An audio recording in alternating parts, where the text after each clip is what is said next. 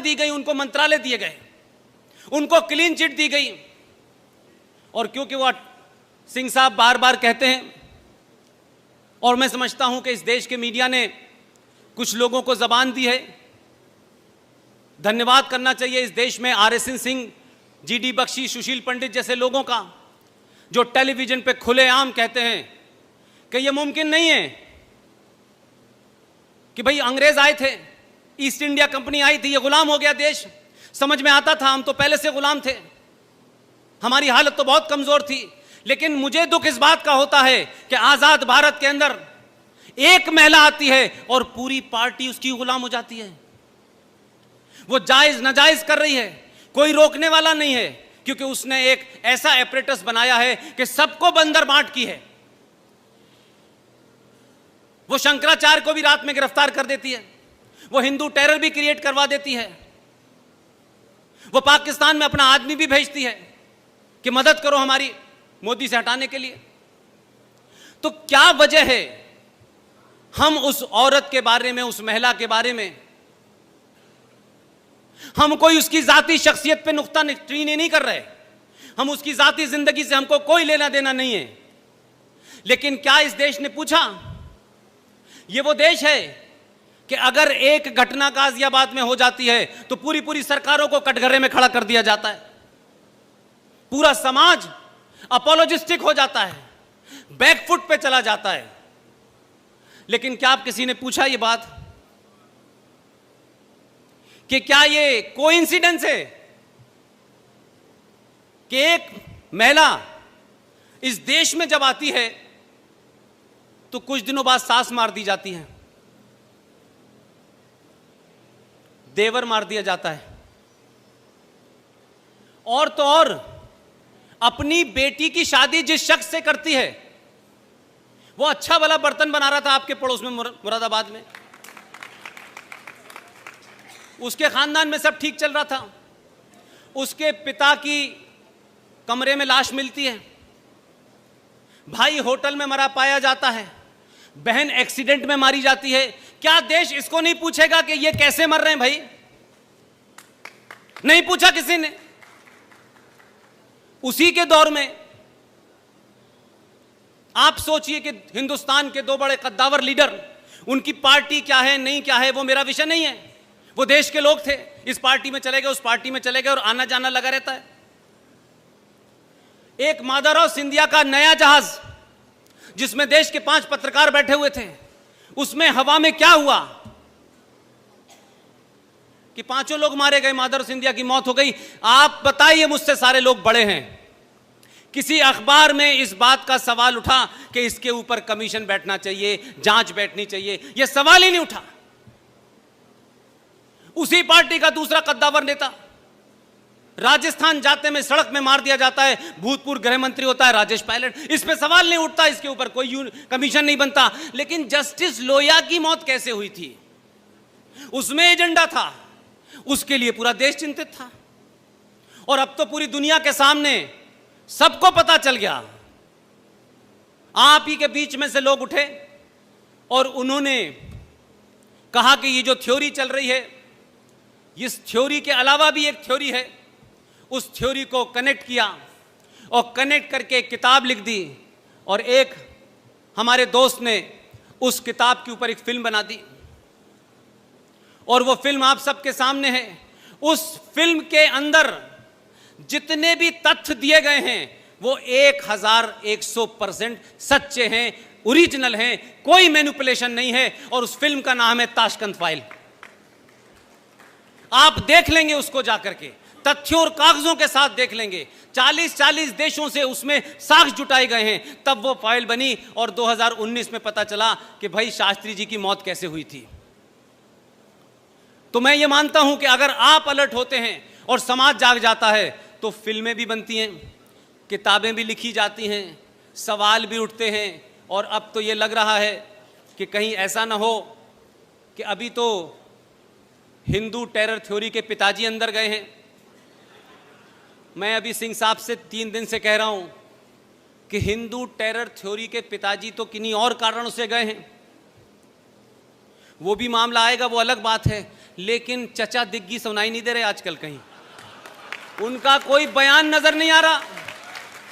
वो कहीं किसी महफिल में किताब का रिबन काट नहीं रहे, किसका रिबन काट रहे हैं ये पता ही नहीं चल रहा।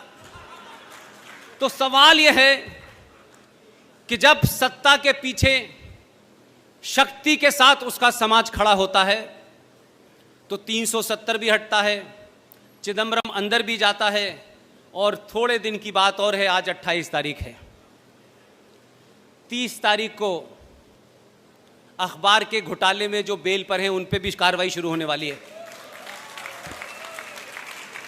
तो ये मत समझिए कि आप जो गलती पिछले कई सालों से कर रहे थे कि आपको तो वोट देना है, किसी को दे दो भाई, हमें क्या फर्क पड़ता है, इनको आना है उनको आना है। लेकिन पहली बार आपको भी एहसास कर दिया कि उनको नहीं आना, इन्हीं को आना है। आप अपनी इस ताकत को बनाए रखिए। और मैं जो देख पा रहा हूं, मेरे सीनियर जो देख पा रहे हैं, आप अपनी सनातन संस्कृति को प्राप्त करेंगे, उसकी शुरुआत हुई है। लिहाजा इसके साथ साथ आपको अपने अंदर अपने गिरेबान में झांकना पड़ेगा। ये वो लम्हे हैं कि जिस लम्हों में अगर आप कोई खता करेंगे तो 1000 साल के बाद तक नजर नहीं आएंगे, आप कहीं पता नहीं चलेगा। क्योंकि अब तक लोगों ने आपको, आपके इस पुरुषार्थ को, इस ताकत को समझा ही नहीं था। अब वो समझ गए हैं, वो दूसरी तैयारी करेंगे। आप ये ध्यान रखिएगा कि अगर किसी कारण से भी अपनों से गलती, हमारे लिए गलती, हमारा ये नहीं हुआ, उसका ये नहीं हुआ, ये स्थिति इस देश में 500 साल तक बना के रखनी है कि इसके अलावा, इस सोच के अलावा लोग सत्ता पे न बैठें। 2 घटनाओं का जिक्र करके मैं अपनी बात को आगे बढ़ाना चाहता हूं। बोर हो रहे हो तो बता दीजिएगा।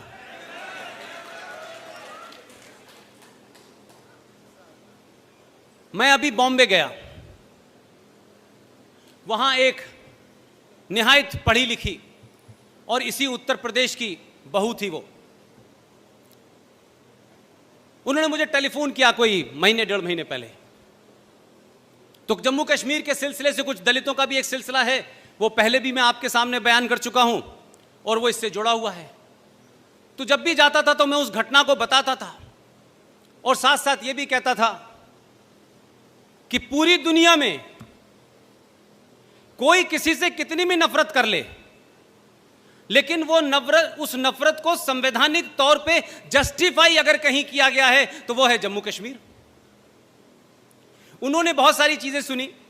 उन्होंने बॉम्बे में बहुत लोगों को बताया कि 1957 में जम्मू कश्मीर के अंदर 200 वाल्मीकि लोगों के साथ क्या हुआ। पढ़ी लिखी डॉक्टर हैं, बहुत पढ़ती हैं, संजीदा हैं। तो बड़ी मायूसी के साथ उन्होंने मुझसे कहा कि पुष्पेन जी, क्या मैं आपको भाई कह सकती हूं? मैंने कहा कहिए, इसमें किसने रोका है आपको भाई? बोली मैं आपको राखी बांधना चाहती हूं। मैंने कहा 15 अगस्त को मैं मुंबई में होऊंगा, आप मुझे वहीं राखी बांध दीजिएगा। जो बात उनसे मुझे करने के बाद पता चली, शक मुझे हल्का सा था, लेकिन क्योंकि वो ज्यादा किताबें उन्होंने पढ़ी, क्योंकि उनका वो एरिया है, उन्होंने कहा पुष्पेन जी, मेरी एक मुहिम चल रही है, मैं आपसे उसमें मदद चाहती हूं। मैंने कहा समाज के किसी भी ऐसा काम जिसमें समाज जुड़ जाए, आप रात के 2 बजे भी कहेंगी तब भी मैं हाजिर हो जाऊंगा। जो इंपॉर्टेंट बात है जो मैं आपके सामने कहना चाहता हूं, अगर किसी को दिल को चोट भी लगे तो मुझे माफ कर दीजिएगा, क्योंकि इसमें मेरा कोई हित नहीं है, मेरा कोई एजेंडा नहीं है। मैं उस समस्या से जूझ रहा हूं, उसकी निटिगिटी को समझ रहा हूं। ये जो हमारे वाल्मीकि लोग हैं, जो दलित लोग हैं, ये सुअर क्यों पालते हैं? मैं चाहती हूं कि अब ये सुअर ना पालें। मैं उनकी बात को समझा नहीं। फंक्शन खत्म होने के बाद मैंने अपने कहा कि मेरे होटल में आ जाइए। उनके साथ में 3-4 और लोग भी थे। उन्होंने बड़े विस्तार के साथ मुझे ये बात समझाई,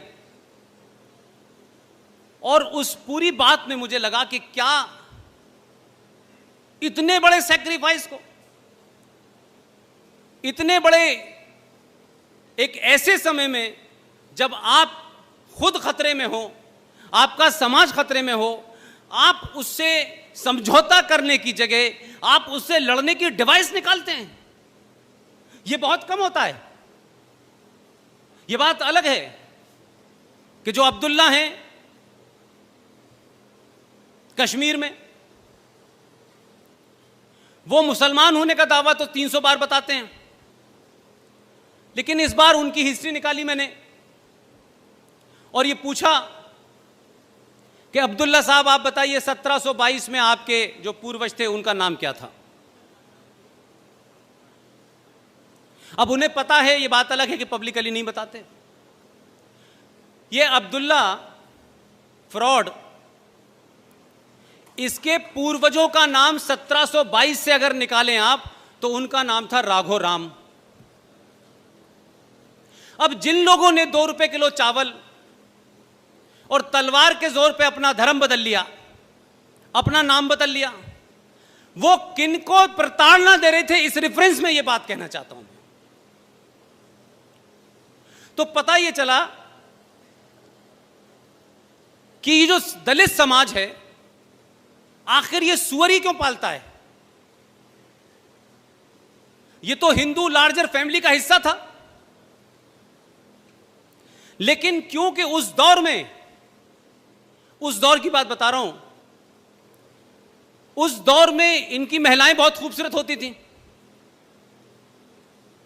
और उसका जीता जागता प्रमाण यह है कि उन्होंने कहा कि उस वक्त यह रिवाज था कि जो भी बहू आएगी गांव में वो शुरू के 3 दिन तक शेख साहब के घर पे रहेगी और यह सिलसिला चलता रहा। उनसे होने वाली जो संतानें हैं उस दौर में, उन संतानों के बारे में आप महाराष्ट्र जाइए, डॉक्टर रेखा बंडवाल से मिलिए, आज भी वो संतानें शेख दलित के नाम से जानी जाती हैं। उस वक्त इन तमाम दलितों ने क्या किया, ये ताकतवर नहीं थे, लड़ने की क्षमता नहीं थी, समाज के बड़े वर्ग ने उनको अलग थलग कर दिया था। इन्होंने कहा कि हमारी बहू बेटी शेख साहब आपकी 3 दिन के लिए दुल्हन तो बनेगी, लेकिन क्या हमें यह इजाजत है, क्या हम ये आप इसकी हमें छूट दे सकते हैं कि जो हमारे कुल देवता हैं उसकी हम पूजा करने के बाद इसको हम आपके सुपुर्द कर देंगे।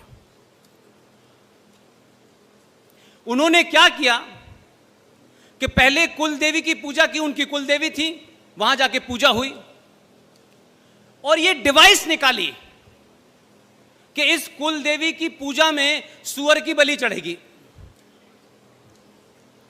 तो सुअर की बलि दी गई और फिर उसके बाद क्या कहा गया कि हमारी कुल देवता की जो जानवर की बलि चढ़ती है उस जानवर के खून में, हमारे सबके घर में जब भी बहू आती है तो आपने देखा होगा दरवाजे पे वो महावर रखते हैं थाली में, उसमें वो पैर रखती हैं और फिर घर में चलती हैं। यही रस्म है कि नहीं है?